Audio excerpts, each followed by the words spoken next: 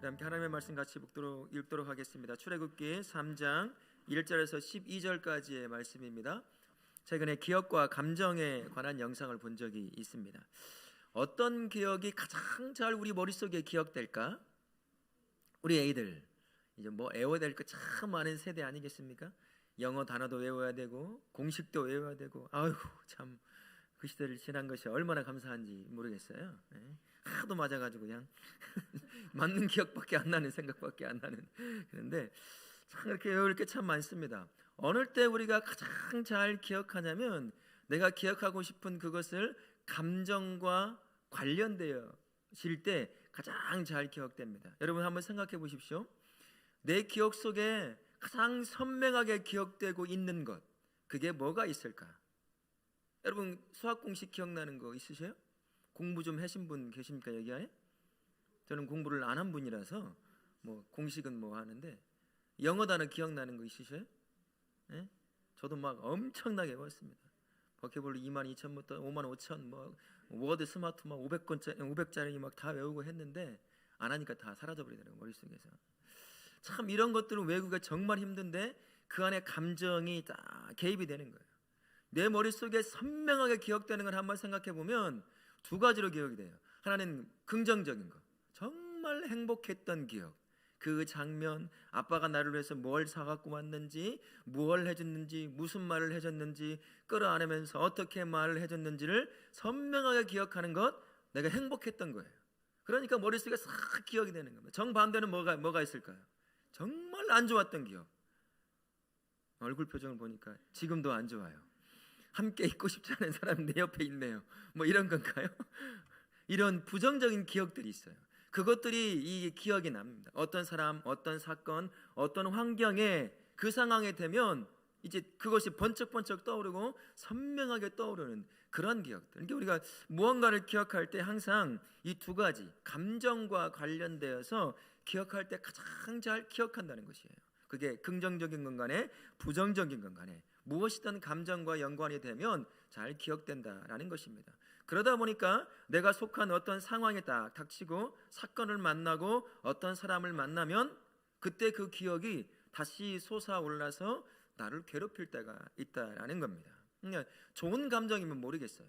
행복했던 것, 기쁘고 나를 즐겁게 만들었던 그런 기억들이라고 한다면 지금 떠올라도, 지금 나를 자극해도 문제가 되지 않습니다만, 이 부정적인 감정이 문제인 거예요.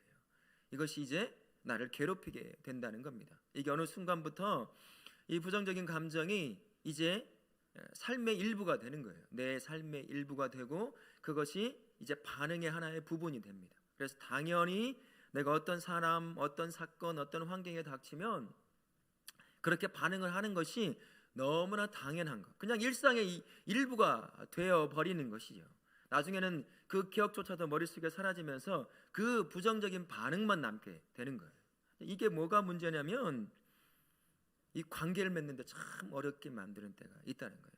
우리는 다 부족해가지고 저를 포함해서 모두가 다 이런 기억들이 다 있어요. 그래서 나름대로 아주 부정적인 그러한 이 반응을 하다 보니 가정 안에서, 부부 관계에 있어서도 그러니까 한쪽이 무조건 져주지 않으면 맨날 이제 싸우는, 뭐 그릇이 깨지고 뭐 쟁반이 깨지고 너 죽네 나 죽네 못 사네 사네 막 이 소리가 나는 거죠. 한 사람이 죽어주면 이 소리가 이제 죽는 거예요. 근데 그 사람은 계속 그 반응을 보이고 사는 것이고요. 이 친구 관계도 마찬가지입니다. 제가 이제 청년부 때 후배 남자애가 있었어요. 키가 180쯤 되고 잘생겼어요. 근데 애가 말수가 그렇게 별로 없어요. 연말쯤 돼가지고 청부가 모여서 이제 볼링을 치러 갔습니다. 이제 편을 나눠서 볼링을 칠 거 아니겠어요?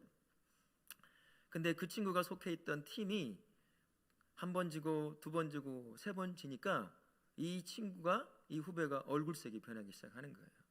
이제 지나친 승부욕이 이제 확 올라온 겁니다. 한 번도 못 봤던 그 아이를 보기 시작한 거예요. 자기도 그런 반응을 보여놓고 자기도 놀랐어요. 그리고 그 다음부터 교회를 한 번도 안 나왔어요. 자기의 숨겨져 있는 모습을 그 상황에서 청년부, 후배, 동기, 선배가 다 본 거야. 자기도 깜짝 놀라가지고 그 다음에 한 번도 못 봤어요. 이 안에 숨겨져 있던 그 감정이 그 상황에서 이 지나친 승부욕을 자극하면서 확 터져버린 거예요. 전부 다 깜짝 놀랐거든요. 얘가 이런 아이라니? 깜짝 놀라는 이런 일이 있어요. 이게 문제라는 겁니다. 잔잔하게 밑에 깔려 있으면 문제가 안 돼요. 근데 그것이 올라올 때가 문제가 되는 겁니다. 가정 안에서, 친구 관계에서, 내가 세워진 사회적 관계에서 이것들이 올라올 때가 문제가 되는 거예요. 내가 세워져 있는 그 자리에서 여러분, 내가 가면 사람들이 슬슬 피하는 눈치가 있으신가요? 내가 그 자리에 가면 사람들은 나를 눈치를 봐. 하던 말을 줄이고 서로 각자의 자리로 가서 자기 일을 보는 문제가 있는 거예요. 관계를 맺고 싶지 않다는 거죠. 뭔가 하나가 문제가 되어 있는 겁니다. 근데 그걸 자기는 잘 못 찾아요. 어느 순간부터는 나의 삶의 일부, 나의 언어의 일부, 나의 반응의 일부가 되어버리다 보니까 당연한 것이 되어버린 것이거든요. 몰라요. 자기가 구분을 못한다는 겁니다. 그러니까 사람들이 그것을 지적하면, 그것을 알려주면 자기의 약점을 콕콕 찌르는 것처럼 아파하고 극한 반응을 막 보이기 시작하는 거예요. 이제 이런 것이 관계를 막 깨트려 놓는다는 겁니다. 가정 안에서 그렇고 교회 안에 공동체 안에서 함께 사역할 때도 이것이 꼭 걸림돌이 될 때가 참 많이 있어요. 이제 작은 것이라고 한다면 그냥 넘어가면 될 텐데 이게 작지 않은 문제일 때가 있어요. 또 어떤 사람은 작지만 아주 크게 반응하는 사람이 있기도 하고요. 그러다 보니 교회가 계속 삐걱삐걱하고 가정이 그렇고 부부관계 부모와 자녀의 관계 이런 것들이 자꾸 어려움을 겪게 된다라는 것입니다. 오늘 본문에 그런 사람이 한 명이 등장해요. 이 부정적인 감정이 내가 앞으로 한 발짝 나가려고 할 때 나의 발목을 잡을 때가 있다라는 것이에요.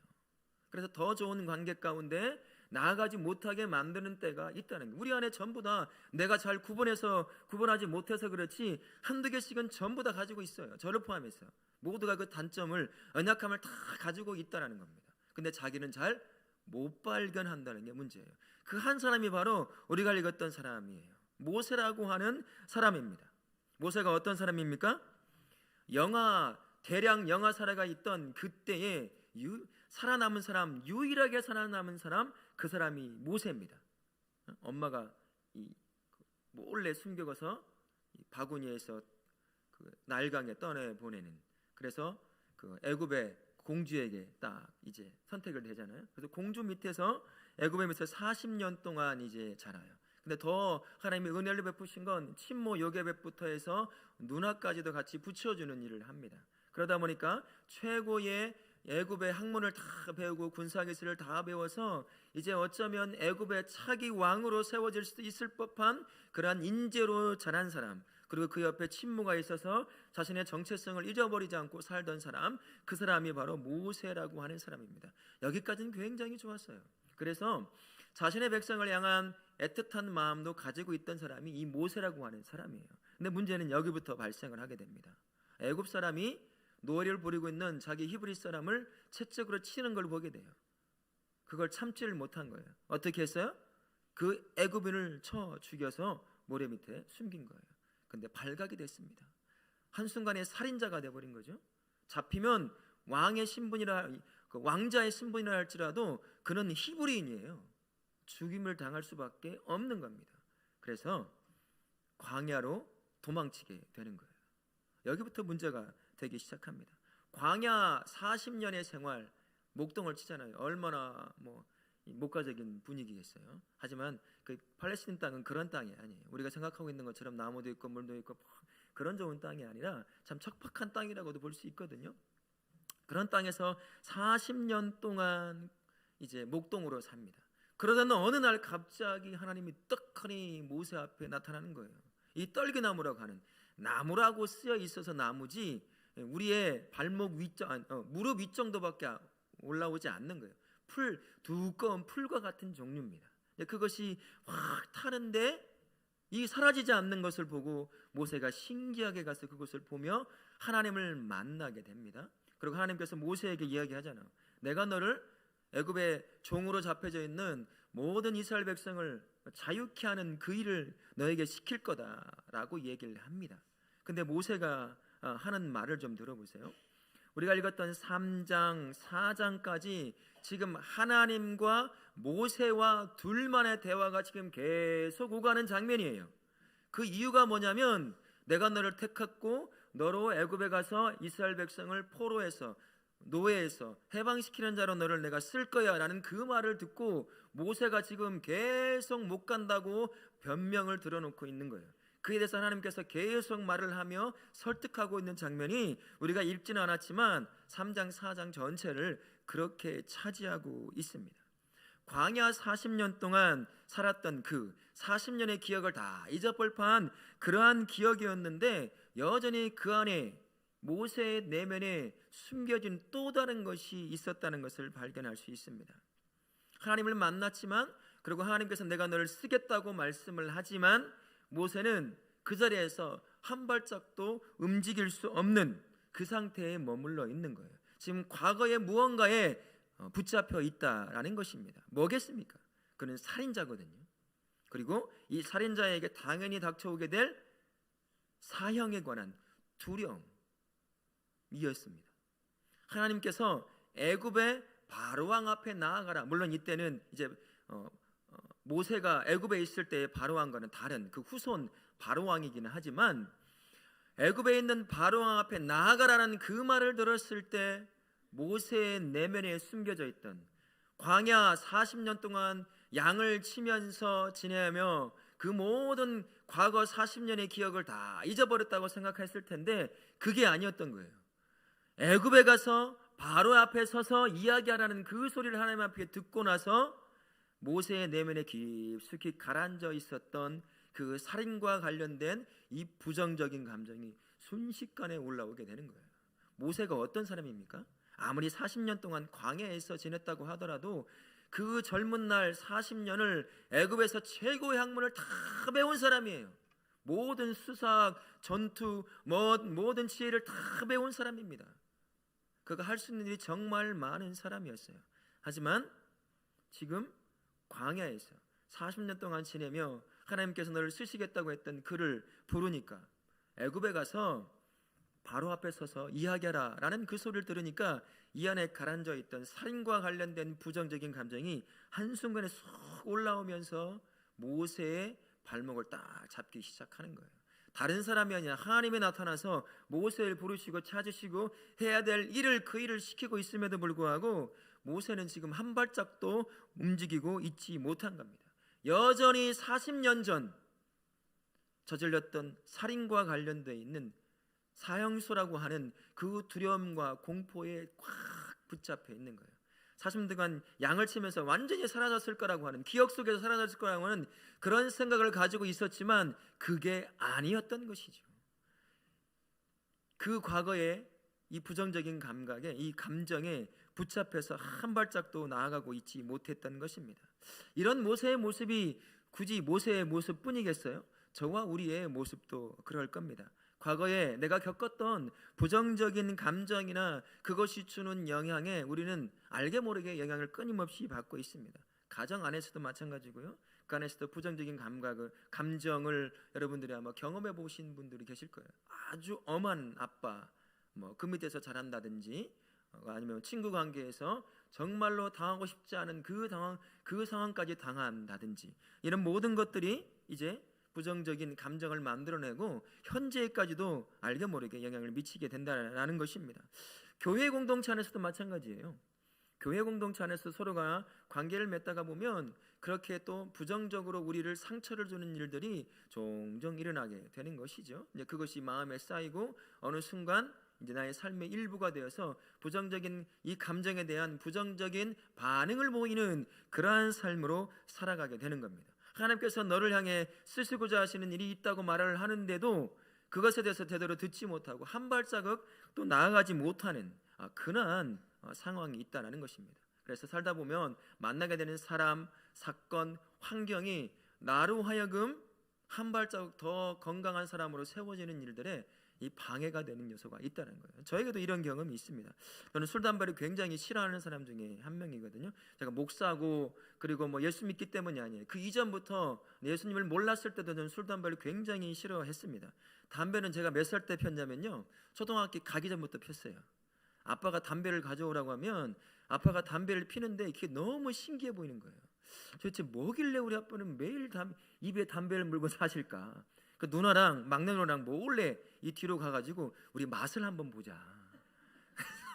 한번 펴봤어요. 그렇게 펴본 적이 있어요. 근데 담배에 대한 것, 술에 대한 것, 저희 아빠가 술을 좋아하셔서 술만 먹고 오면 자고 있는 저희들 다 깨워서 새벽 1시고 2시고 깨워서 막 뭐를 시켜요. 어디서 사온는지 모르는 액자를 하나는 벽에 딱 걸어놨거든요. 지금도 얼마나 외웠으면 앞부분이 아직도 기억이 나요. 이른 봄에 나무 가지를 잘라내면 오는 여름에 열매를 맺기 위함이, 무슨 성경 구절 같은 것을 벽에 걸어놓고 그 새벽에 깨워가지고 술 드시고 오시면 그걸 외우고 시킨 거예요. 지금도 남아있어요. 50이 됐는데 아직도 남아있단 말입니다. 그러니까 술과 담배에 대한 부정적인 감각이 저에게는 굉장히 많아요. 그래서 예수 믿기 전부터 술 먹고 담배 피우는 걸 굉장히 혐오했던 사람이에요. 그러다 보니까 그 술과 담배에 대한 혐오로 끝나야 되는데 이게 사람까지 넘어갈 때가 있어요. 술을 먹고, 근데 술은 많이 해결이 됐는데 이 담배 연기를 제가 못 참아요. 지금도 못 참아요. 저 20m쯤 지나가면서 누가 담배 피잖아요? 그냥 맡아버려요. 그래서 숨이 막혀요. 말이 하다가 이렇게 먹혀. 그러면 될 텐데 이제 그 사람에 대한 이상한 왜곡된 감정이 만들어지기 시작하는 거예요. 미워요, 그 사람이. 아무리 그 밖이라도 무슨 담배를 피우고 다니냐. 담배 연기만 맡으면 버스를 타면 저는 무조건 열미하고 토했거든요. 이런 모든 기억들이 저로 하여금 이제 그런 일을 만들어 내더라는 거예요. 근데 또 사람에 대한 것도 있어요. 제 얘기를 한 번 더 하면, 저희 가까운 분이 이제 저희 아빠에게 이제 돈을 빌렸어요. 어느 정도. 이제 많은 돈은 아니지만, 그래서 어린 저를 데리고 이 전주 저 동물원 옆에, 지금도 안 가는 동네가 그 동네예요. 아무 감정이 있어서 그 옆에 가서 빌려준 돈을 받으러 갔어요. 저를 데리고. 달라니까 돈을 안 준대요. 돈이 없대요. 한 푼도 없대요. 착한 저희 아빠가 그러면 있는 만큼만 줘라. 그럼 내가 안 받겠다. 그랬더니 세상에 엉덩이를 번쩍 들더니 돈 한 푼도 없다고 했던 그 사람이 가더니만 그 액수만큼 딱 맞춰가지고 돈을 가지고 나오는 거예요. 어린 제가 봤어요. 그래서 제가 어떤 생각이 들었냐면, 죄송합니다, 제가 요걸 한번 할게요. 세상에 믿을 년 하나도 없네. 그 초등학교도 가기 전에 제가 그걸 봤어요. 옆에서 돈 하나 없대. 못 주겠대. 지금은 한 푼도 없어가지고. 근데 착한 아빠가 그냥 있는 만큼만 달라고 하니까 없다는 돈이 어디선가 생겨가지고 주는 거예요. 그러면서 내 안에 생기는 감정이 뭐냐면, 사람 참 못 믿겠구나. 그 어릴 때 그걸 딱 보니까 이 마음에 딱 박히는 거예요. 물론 지금 그렇다고 해서 그 목사님 날 의심하고 계시나? 이런 건 아니에요. 쉽게 신뢰를 안 준다는 거예요. 쉽게 그런가? 라고 생각을 하고 계속 함께 교제하면서 만나면서 했던 말이 사실이네, 그런 분이구나 라고 알아가는 그 기간이 조금 길어질 뿐이지, 지금은 그렇지는 않습니다만 한때는 그랬어요. 야, 정말 사람 믿을 만한 사람이 없구나. 그런 부정적인 감정이 사람들을 바라보는 거, 관계를 맺는데 적지 않은 영향을 조금씩 미친다는 거예요. 근데 그게 하나님께서 세우시는 그 삶을 향해 나아가는 때에도 그게 굉장히 부정적으로 우리를 어렵게 만들 수도 있다는 거예요. 교회 안에서 형제와 자매가 함께 교제하며 교회를 세워가고 몸된 공동체를 세워가는 일에 있어서도 이것들이 계속 방해를 할 때가 있다는 거예요. 이 지나친 반응을 보임으로 말미암아 저 사람과는 함께하기가 참 힘든, 그렇게 만들어낼 수도 있다는 것이죠. 근데 하나님께서 모세를 향해서 어떻게 하시는지 한번 보면 우리도 그 문제를 해결할 수 있다는 걸 발견할 수 있어요. 하나님께서 모세와 계속, 제가 말씀드렸죠, 3장과 4장이 모세와 둘만 지금 주고받고 있는 대화의 내용이에요. 못 간다고 하는 모세를 향해서 하나님께서 계속 말씀하세요. 뭐라고 말씀하시냐면 12절 말씀해 보게 되면 하나님께서 너와 함께 할 것이다 라고 약속을 합니다. 그 안에서 애굽이라는 말을 듣고 바로라는 말을 들었을 때 올라오는 그 살인에 대한 두려움과 공포가 딱 엄습하니까 하나님께서 그에게 말씀하시는 거죠. 내가 너와 함께 할 거야 라고 한번 짓눌러 주십니다. 그 감정을. 그래도 못 간다고 얘기를 해요. 그러자 14절부터 22절까지 네가 가야 될 이유, 내가 네 입에 다 어떻게 가서 무슨 말을 하고 뭐라고 물어보면 어떻게 말하나, 나는 스스로 있는 자라고부터 해야 될 말까지 전부 다 일일이 하나하나 얘기해 주면서 모세의 입에 하나님께서 넣어주는 걸 볼 수 있어요. 이 안에 있는 두려움이 한 발짝도 뛰고 있지 못하는 모세를 향해서 계속 그렇게 말씀합니다. 그래도 못 듣자 4장으로 딱 넘어가서, 야, 너 손에 들고 있는 건 뭐야? 지팡인데요. 한번 던져봐. 던지니까 뭐가 됐어요? 뱀이 돼버렸어요. 내가 이렇게 기적을 너에게 일으킬 거야. 자, 꼬리 한번 잡아봐라. 두렵죠? 여러분, 뱀은 어디를 잡아야 되는 줄 아세요? 머리를 잡아야 돼요. 꼬리 잡으면 바로 물려요. 얼마나 두렵겠어요. 다시 잡으니 뭐가 됐어요? 지팡이가 됩니다. 그래도 못 가겠대요. 그래서 뭐라고 해요? 이번에는요, 야, 네 손, 네 호주머니 옷에 한번 넣어봐. 넣어서 뺐더니 뭐가 됐어요? 문둥병이 들려있네. 이거는 하나님이 내리신 질병이거든요. 저주받은 인생이 받는 그 질병이 이 문둥병이에요. 다시 손 넣어봐. 넣어서 뺐더니 어떻게 됐어요? 온전히 되었어요. 그래도 못 가겠대요. 그래서 하나님이 4장 14절에 보게 되면 짜증을 내시는 장면이 하나 나와요. 4장 14절에 저 같으면 벌써 죽여도 100번은 죽였을 거예요 아마. 근데 하나님 참고 참다가 지금 이제 짜증 한번 딱 내시는 거예요. 4장 14절에 뭐라고 하냐면 여호와께서 모세를 향하여 노하여 이르시되, 우리식으로 말하면 짜증인 거예요. 정말 미치겠네 내가. 그렇게 보여주고 이야기를 하고 설득을 해도 못 가겠다는 거예요. 이 안에 숨겨져 있는, 모세 안에 숨겨져 있는 살인과 사형수에 대한 두려움이 아직까지도 있었다는 겁니다. 그러자 하나님께서 이제 변명을 들어놓잖아요. 나 말할 수 없는 사람이에요. 입이 둔한 사람입니다. 모세는 입이 둔한 사람이 아니에요. 두려움 때문에 붙잡혀서 가기고 싶지가 않은 거잖아요. 그래? 그러면 네 형 붙여줄게. 네 형이 알아서 다 말할 거야. 그 다음에 가기 시작하는 거예요. 이게 하나님이 우리를 치료하신 방법인 줄 믿습니다. 내 안에 그런 부정적인 감정이 계속해서 우리를 때로는 한 발자국 나아가고 건강한 나로 세워지는데 계속 방해할 수 있을 겁니다. 하나님이 그렇게 우리 안에 역사해 주셔요. 모세 안에 역사해 주셨던 것처럼 우리를 하나님 앞에 그것을 가지고 나아가면 하나님이 그것을 하나하나 우리를 치료해 줄 줄 믿습니다.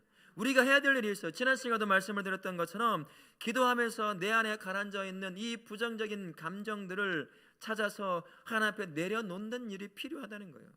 알지 못하니까 그걸 가지고 나아갈 수가 없는 거예요. 내가 이 안에 무엇을 가지고 있는지, 내 인생의 80, 90%를 차지하고 있는 이 빙산의 전체 대부분을 내가 제대로 바라보지 않으니까 여전히 그 안에 있는 것 때문에 계속해서 고통을 당하고 있는 거예요. 가족 안에서, 또 친구 관계 안에서, 교회 공동체 안에서 갈 때마다 내가 있는 곳마다 다툼과 아픔이 있어요. 이래서는 안 되잖아요. 우리를 그렇게 사용하시려고 우리를 부르신 게 아닌데 말입니다. 그래서 내 안에 있는 것이 무엇인지 기도하면서, 하나님, 내가 이럴 때 왜 이렇게 마음이 불편하죠? 왜 이럴 때 내가 이렇게 욱하는 성질이 들어 올라오는 것일까요? 도대체 무엇이 문제인가요? 계속 물어보면서 내 안에 것을 하나님께서 주시는 눈을 가지고 하나씩은 찾아내면서 때로는 필요하다면 수첩을 가지고 와서 써가며 그것들을 하나 앞에 이제 쏟아 놓는 일이 우리에게 필요하다는 겁니다. 저도 지금 그런 일을 하고 있어요. 내 안에서 일어나는 것들이 도대체 뭐가 있을까? 이런 것들을 하나 앞에 이제 얘기하는 거죠. 왜 이렇게 불편할까요? 왜 이렇게 힘이 들까요? 뭐 이런 것들 있잖아요. 그런 것들 하나 앞에 하나하나 드러내면서 이제 하나 앞에 얘기하는 겁니다. 그러다 보면 하나님께서 보게 하시는 것이 있고 깨닫게 하시는 것이 있어요. 그러면 내가 그것을 회개해야 될 것들이 참 많이 있더라고요. 내가 살아오면서 만들어진 삶의 나만의 잣대들이 정말 많다는 걸 알 수가 있어요.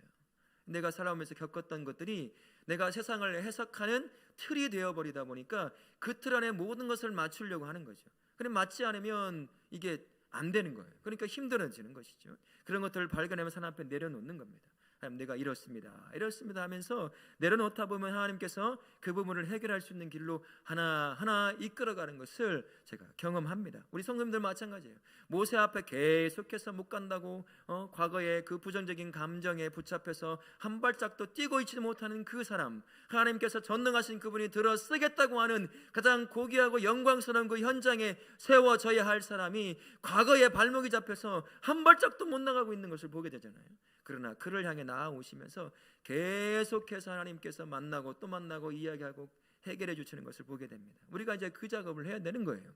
여러분들 기도하시면서 다른 것도 참 많이 있죠. 갖고 싶고 내가 누리고 싶은 것들도 하나님 앞에 기도할 수 있습니다만, 그러나 그것보다도 하나님의 뜻을 묻는 것, 그 다음에 내 안에 숨겨져 있는 이런 것들을 하나하나 주 앞에 내려놓으면서 나로 하여금 예수님의 장성한 믿음의 분량뿐만 아니라 그분의 장성한 인격까지도 자랄 수 있도록 그렇게 주 앞에 내 자신을 내려놓는 것, 그게 우리에게 필요하다는 것입니다.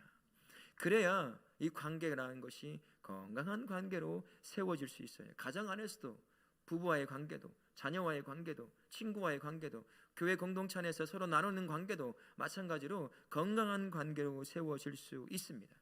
그 연약함, 그 안에 기도하면서 발견하는 그 연약함 있잖아요. 때로는 창피하기도 하고 남들에게 말 못할 것도 발견할 수 있거든요. 그 사람 앞에 그대로 가져가면 하나님이 뭐라고 하시지 않는다는 거예요.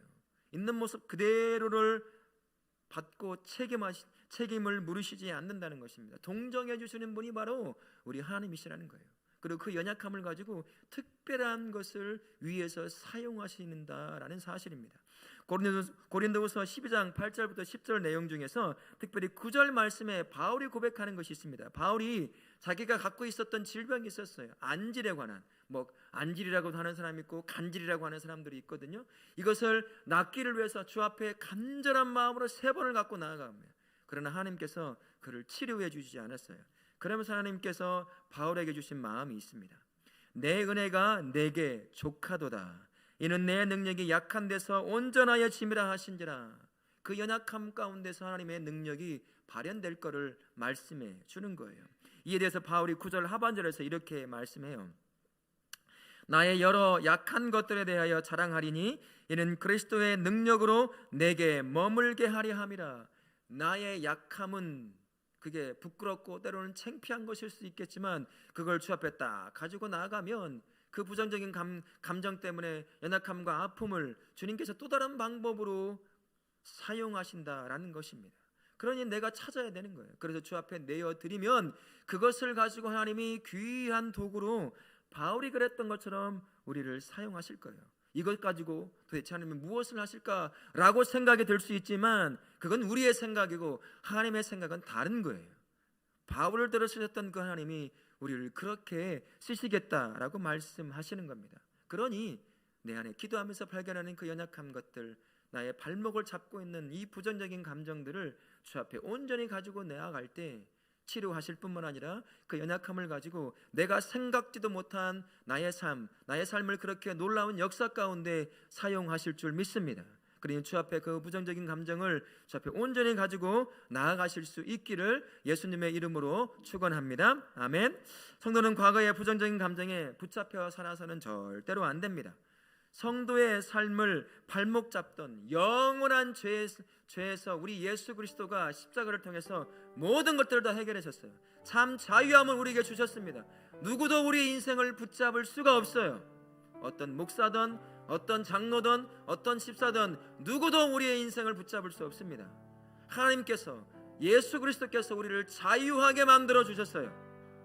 우리가 그 자유함 가운데 살라고 예수님이 십자가에 못 박혀 죽으시지 않았습니까? 이게 바로 우리가 치료받을 수 있는 근거가 되는 겁니다. 이 진리가 성도가 모든 부정적인 감정에서 자유할 수 있는 근거가 되는 거예요. 모세를 두려움에서 회복하여 사용하신 하나님, 그 하나님을 기억하실 수 있기를 바랍니다. 내 안에서 발견되는 이 과거의 부정적인 감정들 주 앞에 그대로 가지고 내려놓으면 돼요. 그럼 하나님이 그것을 만지시고 해결할 수 있는 길을 여시고 위로하시고 치료하실 줄 믿습니다. 그 부끄러운 것이 있다고 하더라도 하나님이 그 앞에 가지고 딱 나가면 내가 상상도 하지 않은 방법을 통해서 그 연약한 부끄러운 것을 들어서 주의 귀한 도구로 사용하시는 분이 우리 하나님 아버지이십니다. 그러니 끌어안고 마치 내 인생의 일부인 것처럼 그걸 가지고 끝끝내 살다 보면 나도 힘들고 나 때문에 다른 사람도 힘들게 만드는 그 인생으로 갈 수밖에 없어요. 우리를 그런 인생으로 살라고 부르셨어요? 예수 안에서 우리를 행복한 자로 부르셨습니다. 믿으시죠?